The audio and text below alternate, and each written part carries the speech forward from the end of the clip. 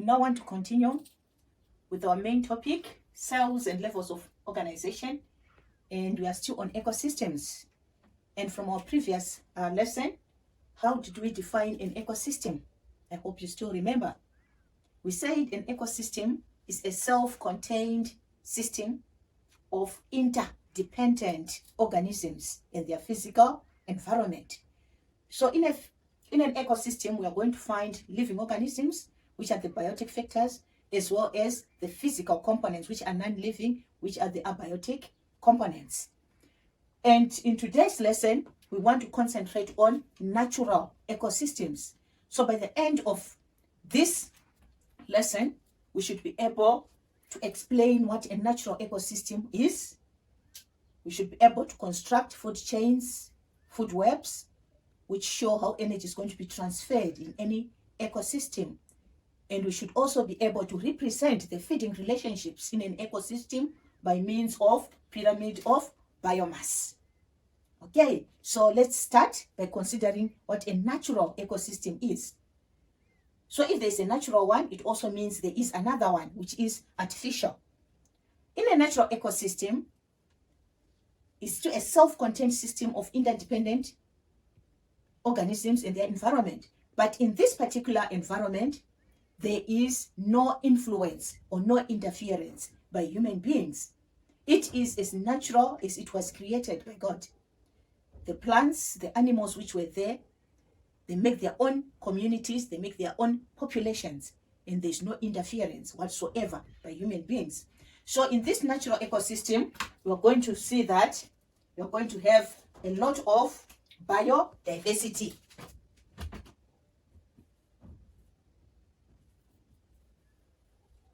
There's going to be lots of biodiversity, and biodiversity is simply short for biological diversity, which means we are going to find a lot of different varieties of living organisms, both plants as well as animals. We are going to find them in this natural ecosystem. And in the natural ecosystem, the populations of these organisms, they are naturally controlled. Their death rates, their birth rate, they are all naturally controlled. And there's going to be a very close relationship between the plants as well as the animals in a natural ecosystem. And there's going to be balance of nature in a natural ecosystem. Everything happens naturally. And in this natural ecosystem, we are also going to find the pests, we are also going to find the disease-causing organisms. They are part of the biodiversity in a natural ecosystem. And here there are no control measures which are going to be taken to limit their numbers or to limit their populations. And just like any system, they can also experience drought. They can also experience outbreak of diseases. And when this happens, those organisms which can adapt to the changes which are going to take place in the natural system are the ones which are going to survive. They mature and then they can pass on their genetic material, which means those which fail to adapt to the changes, whatever changes that might happen in the environment, these ones are going to be extinct and their genetic material will be lost. Okay, and in a natural ecosystem, nutrients, they are naturally recycled, and this is done by the decomposers. So in a natural ecosystem, we have talked about the word population. What does this word mean? When you look at the term population,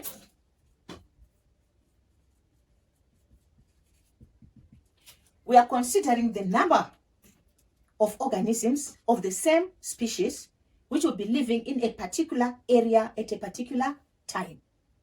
This is very important because populations, they change. The numbers may change. There may be more at one time, and there are many different reasons for that. And populations may also decrease, and there are also a number of reasons for that. And you can take this from your geography. When you discuss populations, consider the factors that increases the number of people in an area as well as what may cause their decrease. Okay, So increased factors such as birth rate being greater, as well as people migrating into the community from another community. This may increase the population. We also need to know another term, ecological niche. Or niche. I normally pronounce the way I spell. It makes my life much easier. So it's an ecological niche. What is an ecological niche? When we look at the ecological niche of an organism, we are looking at the community that particular organism lives, as well as its biological role. What role does that organism play? Remember, when we started on ecosystems, we identified components of an ecosystem. Okay, the living components. We had the producers, they had an important role which they played. We also had the different consumers, and we also discussed the different roles each played. Therefore, in any ecological niche, we have different organisms, and each has a very important role to play. And let's see how these different roles are important in transferring energy in an ecosystem. So we now want to move on, and we are going to look at food chains. What is a food chain? When you look at a food chain, it is going to show us the feeding relationships that take place in an ecosystem. And through these feeding relationships, energy is going to be transferred from one level to another. And the ultimate source of our energy in any ecosystem is the sun. So the plants are the ones that trap the energy from the sun, convert it into chemical energy. And then this energy is going to be transferred from one trophic level to another. And in any ecosystem, energy is going to flow in one direction. So in a food chain, it now means every food chain must begin with the producer. This is the one which is able to trap energy from the sun, converting the solar energy into chemical energy. The chemical energy, these are the carbohydrates, the glucose, which are produced by the plants during the process of photosynthesis. This energy is then going to be passed on to the consumers, the different types of consumers. So the first consumers are the primary consumers. And earlier on, we identified the group of organisms which play this particular role. We said these are the herbivores, the animals which feed or plant products. Or they can also be omnivores, depending on what the omnivore feeds on. So if, for instance, a person is an omnivore. So today, if you had bread for breakfast, it means you were behaving as a primary consumer. But if you also had bread and an egg, when you were eating the egg, you were now behaving as a secondary consumer. So primary consumers pass their energy to the secondary consumers. And they pass the energy when the secondary consumer feeds on the primary. So these arrows, they indicate the direction in which energy is flowing, showing who is eating who. Okay, and the secondary consumers are normally the carnivores or the omnivore. Remember, an omnivore can be a primary consumer or can also be a secondary consumer, depending on what the omnivore will be feeding on at that particular point in time. And the secondary consumers can then be eaten by the tertiary consumer. Okay, so basically that's how energy is going to flow. It's moving in one direction, with the arrows pointing the direction in which energy is flowing. So we want to look at an example, a very simple example of a food chain. Let's construct one, because we said you should be able to construct. You should be able to construct. So let's think of a producer. Okay, let's think of grass, which is so plentiful. Which animal can you think of which feeds on grass? can think of a cow, because I love meat. And because I love meat, I'm the one who is going to consume the cow. And if I happen to go out there in the forest trying to look for the wild animals, the buffaloes, the rabbits, the impalas, oh, unfortunately, I'm going to encounter Mr. Lion, and I will be food for Mr. Lion. So basically, that's a very simple food chain. So there are many different ecosystems where there are different living organisms, which you will find there, and they all feed one on another. The higher level, which we refer to as a trophic level. Trophic level. A trophic level is basically a feeding level. So the higher level feeds on the level before or below it, or gets its energy from the level below it. Humans get their food from the primary. The lions get their food from the secondary. And in that way, energy is going to move through the ecosystem. And in most cases, when we look at the organisms in the food chains, they become progressively larger and larger in terms of their physical size in most cases. So you can start off with lots and lots of tiny grass, which will be eaten by the cow, which can be eaten by the goats, by the sheep, by the rabbit, by the buck. There are so many different examples which can feed on the grass. And these are then going to be eaten by the humans. And the humans are then going to be eaten by the lion.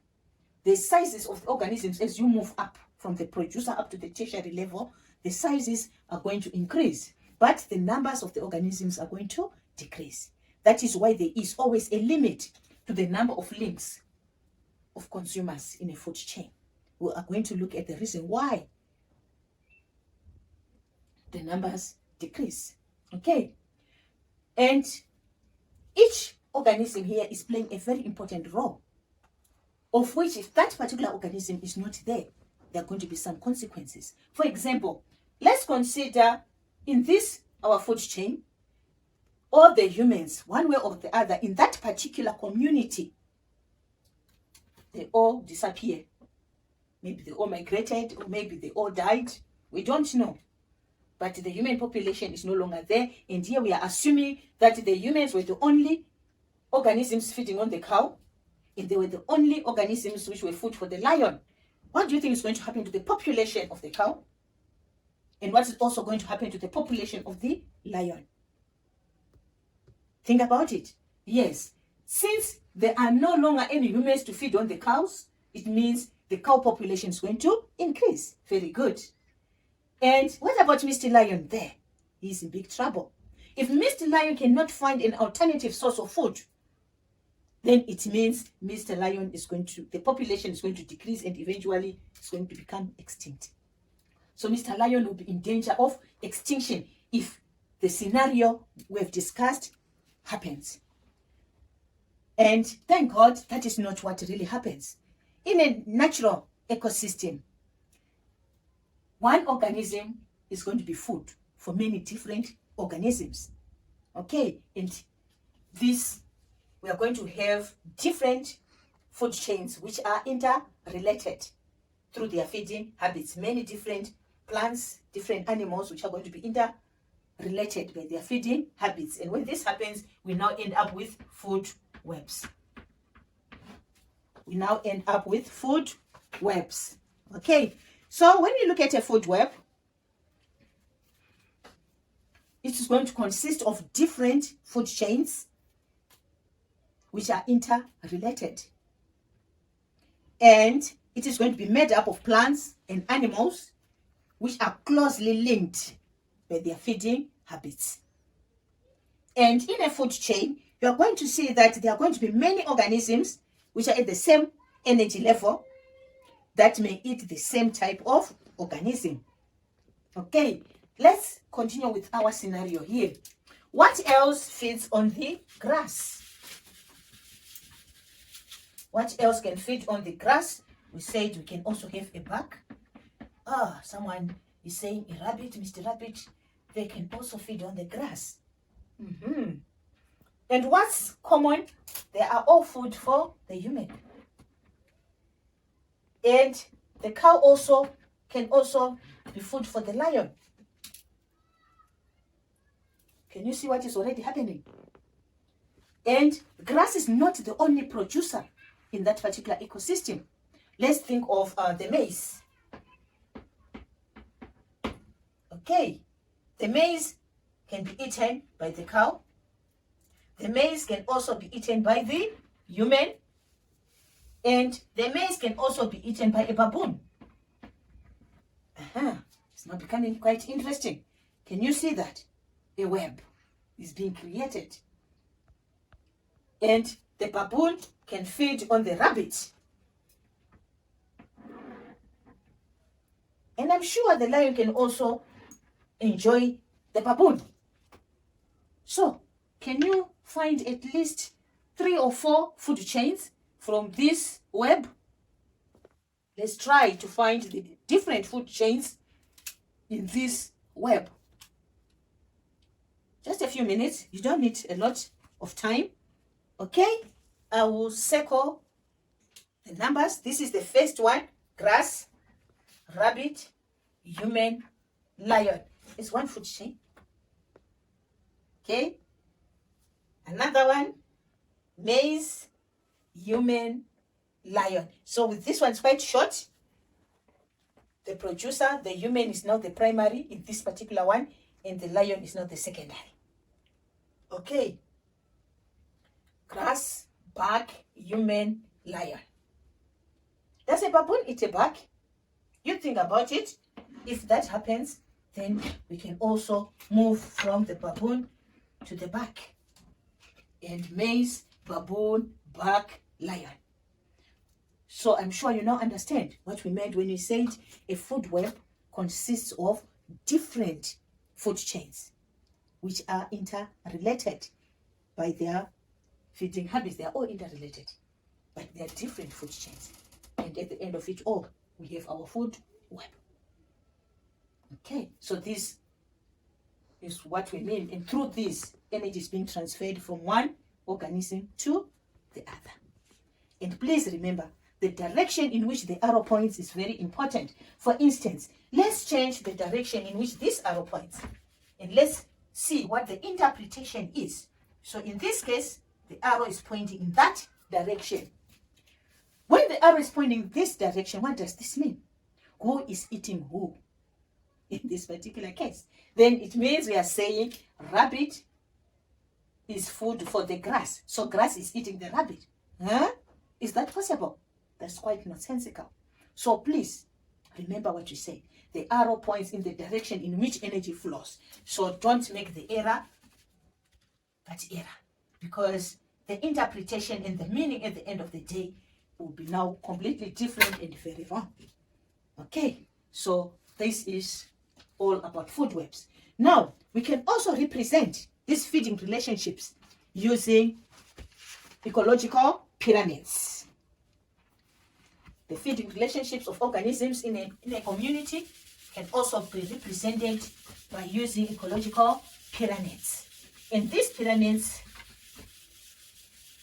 will be arranged according to the ecological roles of the organisms. Different trophic levels are going to make our pyramid. It will show which organisms are found at which trophic level. And this can also show their numbers. It can also show the biomass of the organisms, or the amount of energy which will be found at that particular trophic level. Okay, and each pyramid, ecological pyramid, just like the pyramids, Egypt's pyramids, the shape will always be like that triangle there. And each pyramid consists of the broadest base, the producers. And in terms of numbers, there will be many, thousands and thousands of these producers. Think of the grass. Just a small section has thousands and thousands of those little things. Then it's then followed by the primary consumers. Their numbers, they get smaller, then followed by the secondary consumers. Their numbers getting much smaller, and these are the tertiary consumers, and their numbers even much smaller. Okay, but numbers can be misleading because at times numbers, they don't consider the size of the organism. In our example, the cow feeding on the grass, and then the cow being fed by humans. The cow is much larger than one human being, and one human being cannot consume the whole cow. So because it's larger, it means more humans are going to feed on one cow. Okay, so here let's consider a baobab tree ecosystem. Okay, we have one baobab tree, or just one tree. It's just one. In this tree, we are going to have lots and lots of caterpillars, the mupani worms, makwimbi, thousands and thousands of them. Okay, and these worms are going to be food for us humans. But you think you just having one will be enough? No, you need more. Okay, but you are not going to consume all of them. But already you're going to eat quite a number of them, and you are going to be food for even a fewer lions. That will not be how it will look like if we try to represent using numbers, and this is not a picture of a pyramid at all. So in order to avoid this scenario, we normally represent the energy transfers or the feeding relationships using the pyramid of biomass, ecological pyramid of biomass. That's the one we want to concentrate on. If we use biomass or energy, they will have the same shape. What will be different will be the units. So when we look at the biomass, we are looking at the amount of living material in the organisms at that particular trophic level. So we are going to consider the total mass of all the organisms at a particular trophic level. And it has been noted that the amount of living material at each level decreases as you move from the producers to the tertiary consumers. So if the producers had 100 kgs, then primary consumers, they only now have 10, and these ones, the 100, then the next level 10, and this one is just a kg. The energy is decreasing as you move up. And this amount of energy, which you are going to find at the top consumer, will determine whether the links in our food chain can go further than the tertiary consumer. But as you can see in this particular scenario, already the energy is quite low. So the tertiary consumers cannot support any other trophic level. Okay, so the amount of energy which is going to be transferred will determine the number of links in a food chain. And all this is because energy is lost in an ecosystem. So this is the pyramid of biomass. If they ask about the pyramid of energy, then instead of kgs, what are we going to put there? What's the unit for energy? The unit for energy are the joules. Okay, so the kilojoules. Instead of kgs, you can now have kilojoules. So if the units are the kilojoules, then it means that pyramid is a pyramid of energy. So let's consider some of the ways by which energy is lost. So question is, how is energy lost in an ecosystem? How is energy lost in an ecosystem? Let's go back to our food chain, the original one, where we had the grass there, the cow there, the human there, and our Mr. Lion there. Okay. The grass trapped the energy from the sun, converting into chemical energy, and all the energy was trapped by the grass 100%. Agreed? Now, the cow feeds on the grass. Do you think this cow is going to eat all the grass such that it's going to consume all the 100%? No. It's going to consume part of the grass, not all of it. So the energy already, the 100%, not all of it is going to be transferred into the cow. Some is going to remain uneaten. Okay, now after the cow has eaten the grass, it is a living organism, and there are so many life processes which needs to be supported, and these require energy, and the energy will be in the form of heat energy. So this organism, they respire. All organisms, they respire, and during respiration, these organisms are going to lose energy in the form of heat energy. And that energy which is lost in the form of heat energy cannot be transferred to the next level. That's another way by which energy is going to be lost. These animals, they move about during feeding. They also play. They also run away from the predators to save their lives. And in so doing, they lose energy. Living organisms, they sweat. They excrete, excretions, urine, the feces, which are the undigested food material. Remember, we said plant material consists of cellulose. And cellulose in most organisms, they don't have the necessary bacteria which is required to break it down. This is the component which we are going to end up calling fiber when you look at nutrition. So this fiber, some animals cannot break down that fiber.